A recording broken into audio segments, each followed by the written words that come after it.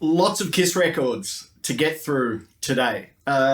Literally, and a lot of them, because collecting's about a lot of different things, and some things have monetary value, some things have personal value. So we're going to start off. I find the personal stuff have got better stories. You can always buy something that's expensive, and that's great. But let's start at the beginning. So I've basically been a Kiss fan since I can remember. So 1979,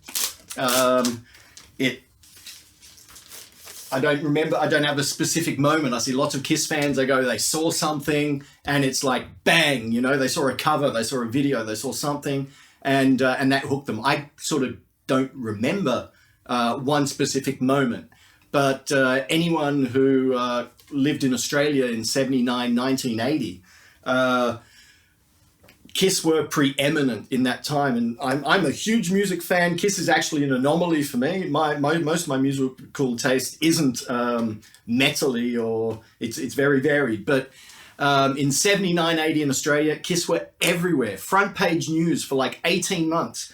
Headlines in the papers, news reports. They were just massive. The Dynasty album, followed by Unmasked. There was I've heard a statistic that 1 in 4 Australians had Kiss Unmasked in 1980. That's crazy. But anyway, so back in 1979, we go back, and I'm 7 years old. Australia, it has become Kiss crazy. And so I went out and I bought, as far as I know, the first record that I went out and bought. And yeah, Mum and Dad, can I buy a Kiss record? No problem. I wanted to buy Dynasty, but I went into, I think it was like a mall, and it might have been a chemist or something that had some records. And I bought this, which is the best of the solo albums, unbeknownst to me at the time, because I thought it was Dynasty. It had the 4 faces on the cover, just like the Dynasty cover. So I brought it, took it home, opened it, and what's inside? I couldn't believe it. A whole sheet of stickers. I'm like 7 years old. What's better? I thought I was just getting records. I got the wrong record. But yeah, so, and this is one of the very special things with collecting Kiss stuff. Obviously huge in the 70s, and they were great at their marketing. And if you're 7, 8, 9 years old and you get a bunch of stickers or some of the other stuff you get in the records, that's great. And a lot of my collecting now, that sort of excites me a lot more than the actual minutia in labels, or I do like different covers, and I do like collecting that. But label minutia I don't really get into. But for me, I love the extra stuff that you get in Kiss records. This also came with a little pamphlet advertising their film, which was released in the cinemas in Australia at the time. In America, it was a TV movie which came out a couple of years before in 1978. And then they re-edited it. It's famously bad. It's one of those so bad it's good. I could talk 20 minutes just about the film. I saw it in the cinemas, of course, with my sister, bless her, and I loved it. I didn't know it was a shit film. It was done by Hanna-Barbera, and it seems like a 2-hour Scooby-Doo episode just with Kiss thrown in. But it's absolutely brilliant. Check it out. Kiss Meets the Phantom of the Park, or Kiss in Attack of the Phantoms are the 2 titles. But yeah, so that was my first record that I ever bought. And how was I to know that 40 years later, I'm still listening? Well, I knew I'd be listening to them, but I've gone hyper collecting on it, and I held myself back for years. I always sort of picked up bits and pieces around the way, but recently, the last year or so, I got these books. So yeah, a while back, I started watching this, get into this podcast, and it was all about collecting Kiss vinyl. And I just watched one and found myself watching 2 days worth of podcasts about collecting Kiss vinyl. And I got this book, It's a series of books. There's 3 of them. Done by Tom Shannon, Kiss expert. And these books are fantastic. And these books go into the minutiae of labels and variations and different color vinyl, different cover variations, what's inside. So you can sort of have an idea. They're never complete because that's the thing about collecting. It's never ending. But yeah, I got these 3 books.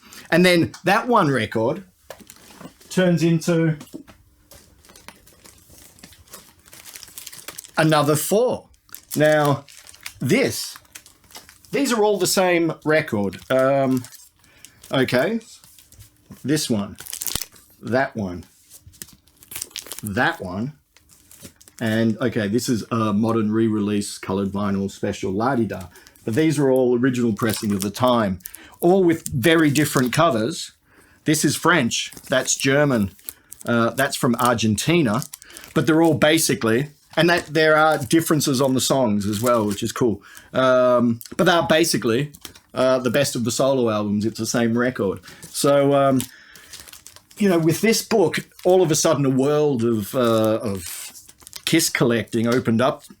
And I thought, after many years of really holding myself back, because this has been something it's inside my DNA, which is it's... A lot of friends who know me as a music nut always wonder about Kiss because Kiss doesn't fit into funk, soul, Afro, blues, folk, psychedelia, and all of that stuff, although in a way it does. But, Kiss got me at such a young age. It is literally in my DNA. I play a Kiss record and the chromosomes within me change direction. They know what's going on. And Kiss is a special thing. I think...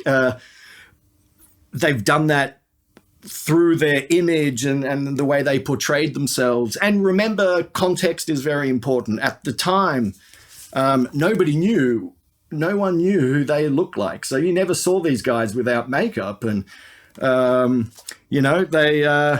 was pretty cool for a kid. So as you can see, these things, they go off. This was actually the first single I ever bought. Still in some cover I've had, irrelevant to the record. But it was I grew up in Australia. Sure Know Something, Dirty Livin'. There was a little skip on Dirty Livin'. And I would always play it. And every time I hear that song to this day, I keep on expecting that skip to turn up. And of course, it doesn't.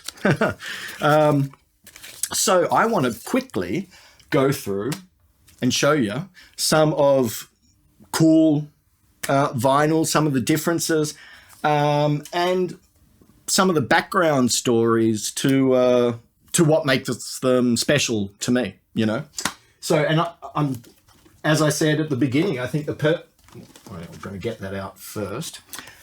As I said at the beginning, I think the personal stuff is the coolest. I love the stories, and you can get a real expensive record and it might be worth X, Y, Z. But, to be honest, the stuff which is closest to me and which I could never get rid of is the stuff that I had as a kid. And, this is one that I've had probably since 1980. And I remember it was a birthday present from my sister Christine. Thank you to this day. I love it. I remember opening this up. And I was 8 years old, so I didn't know what the inside was gonna be. And you get this lovely little gatefold, and I remember these 4 little letters, which as an 8-year-old, in 1980, no internet, you're not getting any extra info. You bought magazines if you wanted any info about the band that you were into. You had to buy magazines, hunt for it, search it down. So these personal letters, for me, they were like, oh, wow, that's a message to me. I love that to this day, and I distinctly remember opening up this for my 8th birthday. And, it's actually not in bad nick considering an 8-year-old had it a bit of sticky tape around the edges, but it's held up pretty well. The vinyl's still in good shape. Thank you, Christine. That's a present that keeps on giving. But see, then you go into variations and label variations, cover variations. For example, they can be weird. To be honest, I laughed when I heard and saw these things for the first time. There's like a French pressing in France. So they released a lot of these early. I generally collect Kiss from 73, 74 to 82. So the makeup years, basically. And that's what means the most to me. So in France, I saw this, and it would be exactly the same record. They have a different distributor in France. Different countries have different distributors, and you'd find in the 70s especially, everything wasn't as regimented as it is now. Now, you've got these mega record companies and they just have control over every aspect. In those days, a record company, Casablanca, wasn't a major label. They would basically give contracts to distributors and they would release it in those countries. And sometimes you would get wildly varying covers and wildly varying labels, and there was no uniformity. And that sort of changed as the 80s went into the 90s. But in the 70s, it was like the Wild West.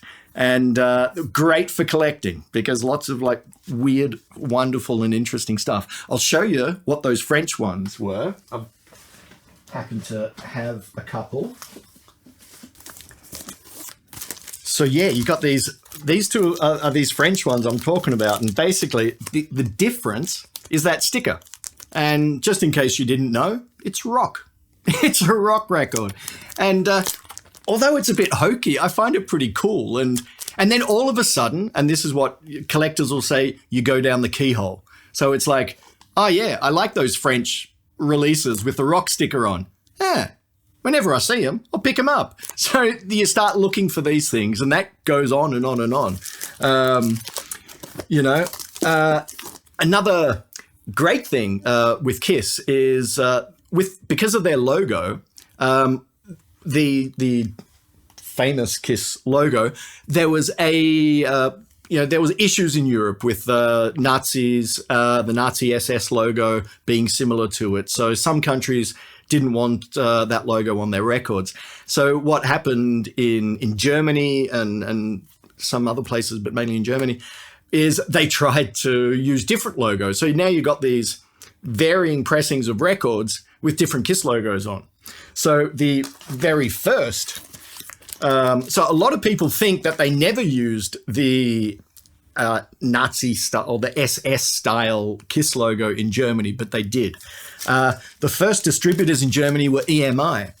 And what they did is they released these albums with a rounded Kiss logo. So there's only 4 of these that were released. So like 4 of the albums that EMI released like that. And, so when I started collecting, I was really wanted to get those. I remember when I started living in Austria, I would come across this one the most and think, oh man, that's cool. The other cool thing in here is inside, and what you'll find is the gatefolds are different. So the picture on the inside of here, I won't take it out because there's a few different ones anyway, but it's different on the inside. And all those differences are cool, ultimately, As I said, some people, and that's hard to see, but some people will really look at detail at label minutiae. And, if a Kiss label is above the hole, below the hole, to the left of the hole, to the right of the hole, if it's silver or black or whatever, that doesn't really rock my world that much. But, I do find it interesting. So the info is interesting. So I'm going to go back onto an old Kiss record that I got. And, I would get magazines as a kid. Anything that had Kiss in them, I would buy. And a lot of those magazines were American magazines. So I would hear about American releases and read about some American releases that you couldn't get in Australia. I grew up in Perth in Australia, so Australia's far away from everywhere, and Perth is far away from everything in Australia. So I'm literally far away from things. And lo and behold, I'm 9 years old. I have two sisters that are, nearly 10 years older than me, and they were big time punks. In 1980, 81, they're walking around with mohawks and skinheads, and all their mates looked like, could look a bit intimidating at times. And I came home, and there's this young fella. He was maybe, he might have been 11 at the time. I was 9. And he was a friend of my sister's. He was at my place, and I started talking to him, and the topic came on to Kiss. So I'm talking to this young skinhead guy, get on to Kiss, and then he goes, his brother had a record with 3 records inside. And I'm there going, is it this? Is it the originals? I didn't have it. But I just read about it in magazines, and it sounded so cool. It's basically the original, the first 3 Kiss records repackaged in a box set, because those first 3 records didn't sell that well. The 4th record, the first live record, is what shot them to superstardom.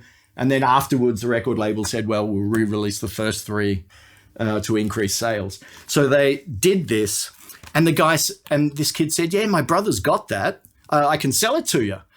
And I'm 9 years old thinking, how the hell, that's amazing. Yes, please. So I've had this since 1981. I think I paid 10 Australian dollars to this guy. I've got no idea what his name is now. But I've always loved the fact I've had this. And I always thought, this is my first collectible that I ever had. It felt like a collectible. It felt I had something that was special. And as Kiss being Kiss, it came with a slew of stuff inside, apart from the records, which are great. But, there was, and I was a kid, so, I pulled stuff apart and took off covers and stuck them on walls. But so this had everything in there. You got this booklet. I have it in another form. The cover isn't the front cover. The front cover is different, but I took it off and stuck it on my wall as a kid. What do you do?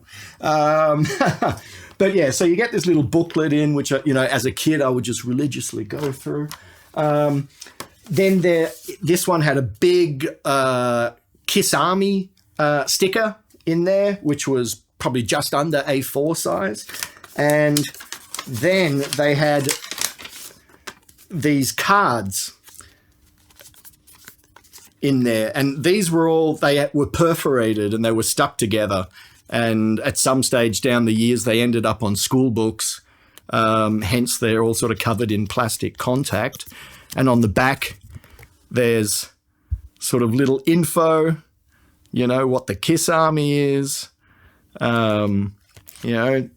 Peter Criss one. And, on the back, instrument drums, height, at peak of performance, 6 feet. He's actually short, but, the 7-inch heels helps. Interesting habits, lying in wait, prowling, curling up in corners, stuff like that. So these cards are great. And, you can get these now. It was only released in America, Canada, and Japan. So this is an American pressing, and as a kid, that was for me as a 9-year-old Kiss fan, an absolute holy grail item, and I loved it. I should try to get a perfect copy again, but of course, I said there were Japanese pressings. Now let's talk about some Japanese stuff, because I know if you've Japanese vinyl has this mythically legendary status, and there's a few reasons for that. Firstly, the materials the Japanese use are just really good. So like the cardboard that they make their sleeves from is top-notch cardboard, so it holds up well over time. Their vinyl is a vinyl compound which is a bit quieter than a lot of what other countries use. So when the needle drops, you always hear a little bit of needle on vinyl. With the Japanese, it's less. Interestingly, and this sort of blew me away as a funny little thing, is the Japanese supposedly, from what I've read, find the hole in the middle of the record all the time, as opposed to other countries where the hole might be off center, which means the arm of the turntable will wobble when it's on the record if it's like that. That can be really bad if you're DJing, scratching and stuff like that. So yeah, all these funny things, but ultimately they come out with a really nice package. They also have special Japanese-only extras in them. And most strikingly is they come with these things, which are called an OBI or Obi strip. Now, people sometimes just collect these. Sometimes these can be just as expensive as the record themselves. And what it is, it's basically a little strip advertising what's inside. New Kiss album contains booklet and stickers, and maybe on the back, buy the others. So it's basically a little advertisement. But it looks damn cool and they're great. So luckily enough, a friend of mine goes to Japan reasonably regularly, and he sometimes comes back if he sees something good. He'll bring the odd piece back for me. And he found me a Japanese pressing of the originals, and also not complete, because in Japan, this thing came with a special sticker, which you got when you bought the record. It's called a point of purchase item. So, you bought the record and then they say, oh yeah, by the way, you get this sticker, or in some cases you got a poster or a booklet or maybe a badge, or I think in Creatures of the Night, they had a clipboard. Now, this stuff, those point of purchase items they're expensive and they're rare. And if you get your records with those, like Creatures of the Night, I said, came with this little clipboard, this little plastic dicky clipboard. You don't even want to look at prices of that if you find it, because you're not going to find it. They're just so rare. But yeah, so you've got this, and one of the nice quirks, I said you've got, actually I can show you. This is what the booklet should look like. So the booklet that was on the other one, this is basically the same one. You can see the Japanese look after their stuff. I mean, this was released in 76 and it looks like it was released yesterday. But you can see, that's the page basically that I had sticking on my wall, this front page. Cover page. I think it was the inside with all the flyers I had on the wall. So yeah, silly things in hindsight that you do, but I like to enjoy my stuff, and I'm not a collector that doesn't touch or play their stuff. I basically play everything. But yeah, and the other cool thing, which is great in Japanese releases, is they always come in with a Japanese booklet with lyrics written in Japanese and translated into English. And the wonderful things with the translations are they're totally wrong. So you can spend a really good hour going through, looking at the lyrics of your favorite songs, laughing your ass off, because they get a lot of stuff wrong. But yeah, cool. Get little pictures in them and stuff. I love the inserts with Kiss records. So the originals is a special little package, and for me, because of finding or being lucky enough to find that copy when I was 9 or 10, it always had a special place for me. And I got this recently, again, my friend who was in Japan. Now, only in Japan, they released a second version of the originals 2. This only released in Japan. I've read about this since I was a little kid. It was like a mythical item in the 80s and 90s because you wouldn't see them. But of course, once the internet came in and eBay came in, that changed everything. And all of a sudden, it was a lot easier to buy and sell stuff from overseas. And this wasn't probably as rare. There was quite a few of these knocking about in Japan. But, as not the cheapest, not the and again, finding it with everything inside, that's the special thing. And this one's missing the Obi, which is a huge deal ultimately, but it was a really good price. And again, I mean, this came out in 78, in 78. So I mean, beautiful. But again, the special stuff with Kiss records. The records are great. The music's fantastic. But come on. What band does that? You get these fucking fantastic Kiss kabuki style masks. Now, the guy who had this cut them out. They came in sort of 12 by 12 sheets. He cut them out and stuck the corner of the sheet on these names. But they're super cool, aren't they?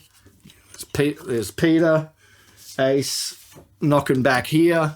I mean, they're fantastic. And the funny thing is it looks like he hung these up. There's a little bit of sticky tape and stuff on them, but the records are unplayed. I mean, they're just paper covers, you know. But the vinyl's in amazing condition. So again, I received this in the last 12 months, and it was great getting it. It was great seeing it, holding it in my hands after reading and seeing pictures about it for so long. But in terms of a collector, I like the inserts, and there is stuff missing from this. So the search for the originals too isn't over. You know, I would like to get a copy with uncut out masks. There was a poster. The Japanese had these great point of purchase posters. You know, all of that stuff ultimately is often, in most cases, worth more than the actual vinyl. It's the extras that come with it, and I love that. So yeah, this is amazing to have, but it's incomplete. And one day I would like to try to find one with the Obi strip and then the little bits and dabs and bits and bobs. So that's the story of the originals. There's a Canadian pressing, and a lot of people go out and they want all the pressings. So I think there's one or two Canadian pressing. There is two Canadian pressings. Hell, you know, if I stumble across them, they might come out in the ether as well. There's a few more Japanese, some Japanese stuff that I want to show you, because there's, they're just cool. And, there's some different things. Like this is Kiss's 1977 album, Love Gun, with Obi strip. Okay, be careful. The record's in here. So, yeah, the vinyl. You've got the booklet, as I said, with the lyrics. But what's cool, only in Japan, it's a gatefold. And these pictures were actually the inner sleeve of the record in the States, Germany, in most other territories. And they just turned it into a gatefold. So that makes it cool. I love these Japanese pressings. Again, you know, they're in just amazing shape. They're just great to collect. This is the Kiss debut album, Japanese with the Obi, and they're just fun. That one's not a gatefold, unfortunately. But to show or to go into like how far it can get, the copy or the record that I have the most copies of is Dynasty. It's an album that didn't do as well as they would have hoped in the States, where they were like on the way down, but in other parts of the world, Kiss were on the way up. In Europe and in Australia, they were peaking. So Dynasty's got lots of different pressings around the world, and some interesting fun stuff. And I don't know, there's 10 or so copies of it.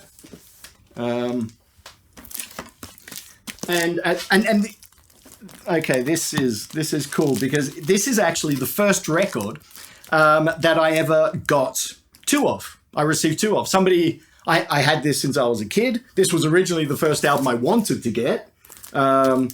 But yeah, as I said, I got Best of the Solos instead. And so I bought my Australian copy, which for me was standard. And then somewhere down the years, somebody said, "Oh, I've got a copy of Dynasty, you can have it." And I looked at it, and they were different labels. Now, both those records are here. But yeah, so these are all various copies of Dynasty. That's a 2014 reissue. That's a 45th anniversary green label reissue. Not necessarily rare, but fun to have.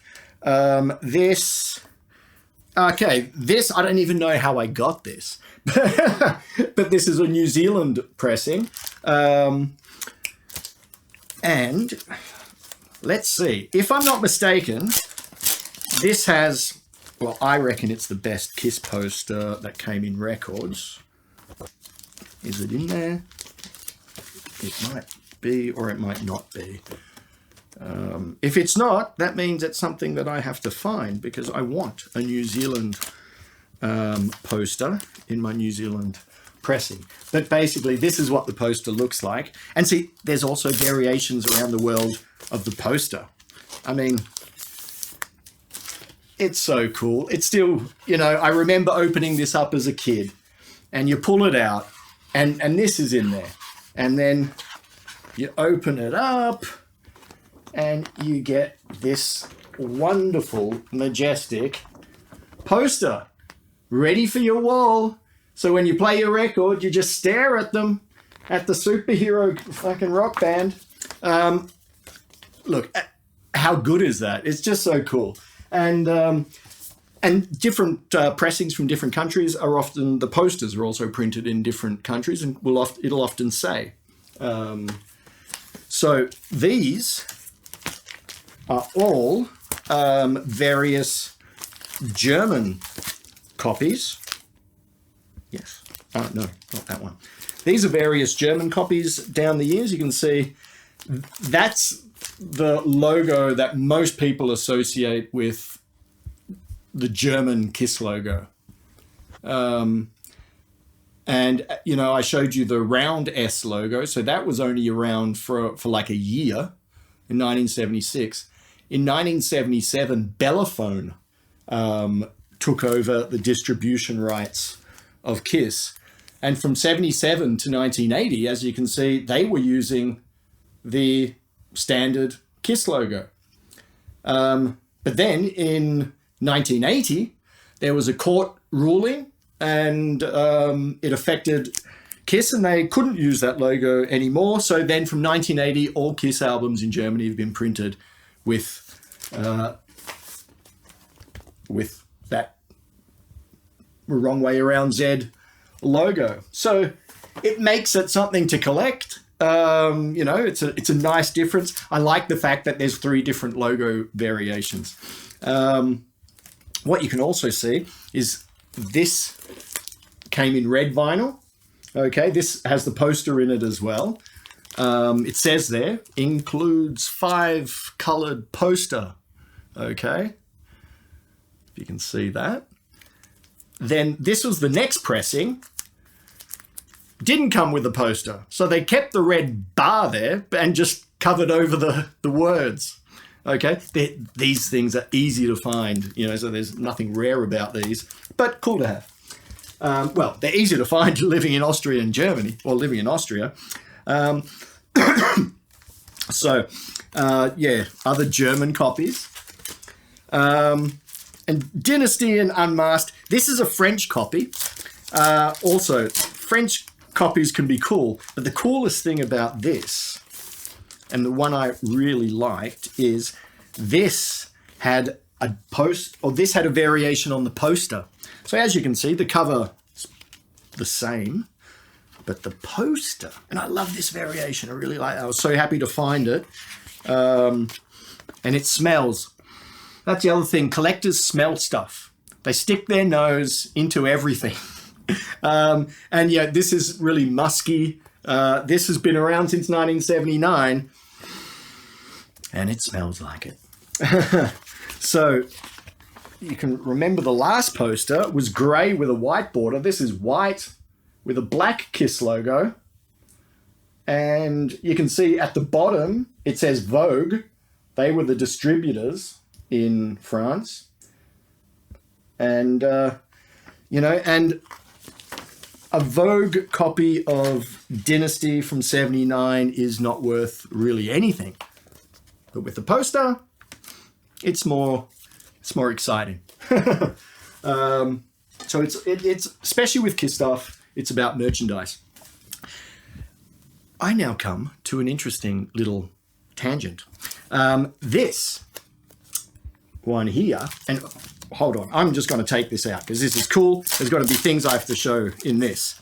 Now, this is a Russian counterfeit copy, released in '93, so it's not Soviet era. This is Russian, but it wasn't official Kiss merchandise.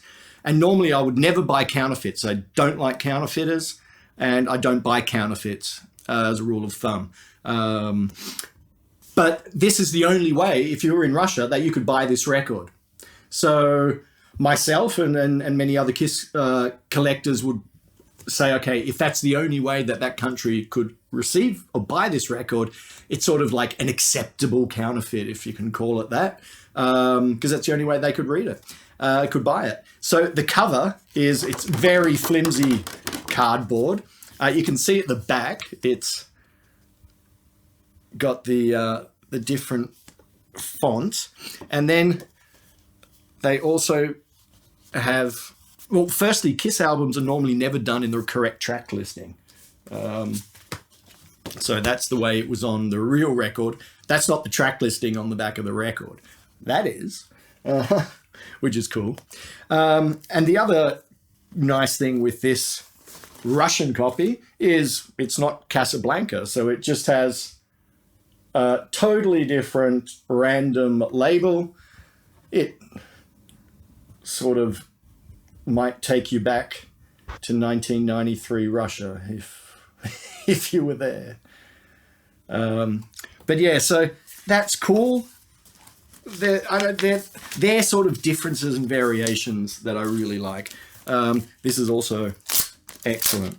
This is a Yugoslavian pressing. And once again, what do you notice? Another different Kiss logo. They've got a rounded Kiss logo, but different to what they used in Germany earlier on. Yeah, this is a distributed... So Tone with the distributors. But it's in nice nick. I don't think it came with a poster. And it comes with a Casablanca label. And a very sturdy inner sleeve, which that's the inner sleeve that came with Dynasty. This, bada bing, walla walla bing bang, these are these Australian Dynasty records. So this is actually the one I bought as a kid. And you can say this is maybe where the collection of variants started. So this is the Australian copy, 1979, bought after Best of the Solo albums. And as you can see on the Australian one, it says, includes full colour poster. And at the top, includes I Was Made for Loving You, because, of course, that was the big song of the day. Now, this is the first one I got. It comes in the standard Casablanca Filmworks label. Casablanca down the years had various label variations. They started with a blue, it's commonly known as the Bogart label. There's a picture of Bogey, Casablanca, get the connection. So there's a blue label, there's what's called a camel label, and then that's the Filmworks label. Different variations of different periods of time. The poster. Is the poster in there? Sometimes I forget. But see, yeah, and then, so somebody lovingly gave me a little gift. It was another copy of Dynasty. I thought at the time, yeah, I've got that record. And then I looked it out, and I'd never seen this label before. But this is actually the standard Dynasty label. And as you can see, Kiss started customizing their labels in 1977, starting with Love Gun. So this was the actual proper customized Dynasty label. And yeah, there ain't no poster in there. Putting this all back together afterwards is going to be a barrel of fun, let me tell you. But it's so much fun, you know. So Dynasty is the album that I have the most of, right? But going on from that Russian counterfeit copy is, and this is one of my more rarer ones. This is the same story. This album is The Elder. Came out in 1981. Often looked upon as the black sheep in the catalogue of Kiss records. It's Kiss. Well, they did a concept album in 1981 when concept albums weren't really the done thing in that era. And it didn't sound like Kiss. There's funny stories behind it. And it just bombed, flopped, did nothing in the States. They didn't tour it. It was a disaster. I love the record. But yeah, I've got a wild and wacky taste in music. But see, this cover, I just thought it was great. Once again, it's a counterfeit. So this is the only way you could buy this record if you're in Turkey. With that Turkish counterfeit, it's also on another weird and wacky label, Dallas. Probably because that was the big TV show of the day, and it's got J.R. Ewing's hat on top of it. Again, I have a friend who got this for me in Turkey, and thank you for that. It's a difficult one to come across, and it's just really weird. The original cover, I'll just quickly show you. This is what the cover should look like. So absolutely, totally different. Kiss actually do not appear anywhere on this cover.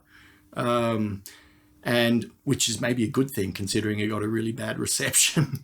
But I like it. I love this cover. The album's interesting and weird, but it's great.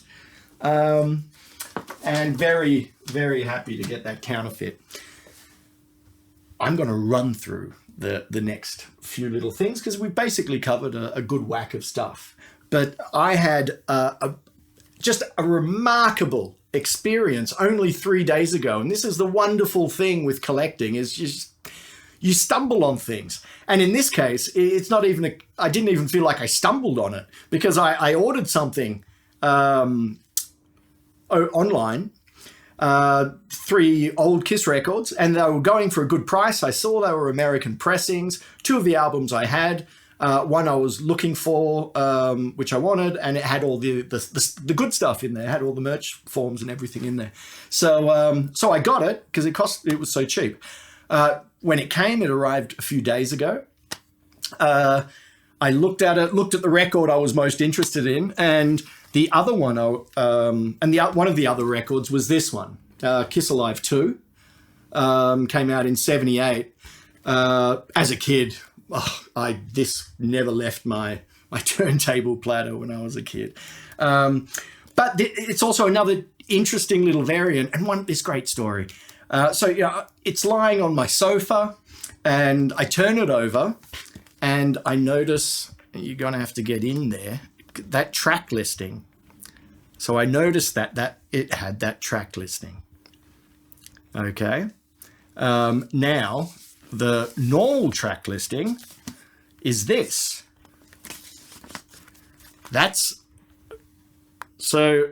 And Kiss collectors will know exactly what that is. You'll see here it's got 3 extra songs: Take Me, Hooligan, Do You Love Me. They were originally supposed to be on the album. They printed some sleeves and some of those sleeves got out into the market. They were originally taken off the record, and that's the way the record came out. But this is quite a bit of a holy grail item, and I never in a million years thought I would get one. how do you find them? You hardly ever see them for sale. Normally, if I'm on a Facebook page, I'll on a Kiss Facebook group, and somebody has one, it's like, oh, I picked it up. Some person didn't know what they had for $20. Look what I found. I turned it over, and that's what it had. I lost my breath. I thought, how in God's earth did not that I'm religious? How on a little marble did this American error copy come into my hands from Germany to Austria? It was great. So literally one of those great Kiss or record collecting moments. So yeah, that all of a sudden has turned, that's one of my all-time faves at the moment, which is brilliant. I'm going to end with showing you some of the cool merchandise in some of the records, because that's what makes it cool. So Kiss Alive 2, let's go into that, because that's what I've just shown you. Man, what band gave you a bunch of tattoos? Stick-on tattoos, man. You're like, you're a kid, you get your record, you know, you're listening to your music, you can stick Kiss on your arm. Shit, yeah. How great's that? And don't forget, I didn't even do this, but this is what every Kiss fan does, because when you're a kid and you open that and see that, and most Kiss fans will say, one of the greatest live, I mean, not that the photo was actually taken live during a concert, but one of the best live shots ever. And as a child, I would stare at that and just lose myself in those flames and of the unbridled excitement of what is in that picture. So you open it up, you get your tattoos. Who doesn't want your tattoos? You get this booklet, The Evolution of Kiss. This has got super cool pictures in there, you know, just fantastic. Fan-flippantastic. And in case you wanted even more, you had the Kiss Army pamphlet. So you could join the Kiss Army. And those Kiss Army kits are really cool to collect, but quite expensive. And of course, you had your merchandise sheet. Every record from 76, Rock and Roll Over, to Kiss Unmasked came with a merchandise thing. So you could send in and you could buy these Kiss items. Now, a lot of Kiss collectors would actually try to collect everything that's on these sheets. So that's one of them. See, Rock and Roll Over came with this super cool sticker. It's not just one sticker, that's perforated. So you can just take Paul off, you could take Peter off, Ace, Gene. It's a separated little sticker. Love Gun. Now, Love Gun, okay, you have your merchandise form. Okay, we're all au fait with that. This one advertised the Marvel Kiss comic book, which is printed in real Kiss blood. So they said. And I've got that lying around here as well. It's one of my pieces. So that was the merch form. But once again, the cool stuff. It comes with a love gun. Of course, Love Gun comes with a love gun. And the bang. So, I mean, this is not even perforated, which is beautiful. But so you could fold it.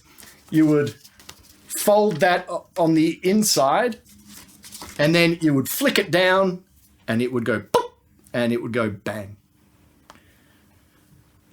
Bang, bang you, Kiss fans. Yeah, again, it's so much fun. I could go on forever. Behind you, there's a whole another bunch of Kiss records. All of these things are Kiss records. That's a Kiss bootleg. But my God, I don't want to bore you forever. That's a lot of the stuff, a lot of what's close to my heart, and a lot of some cool little stories of collecting good luck. Hope you like the video. Enjoy. Thanks.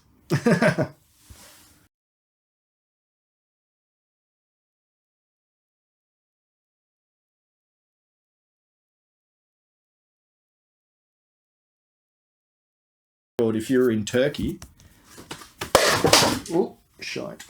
That's fine.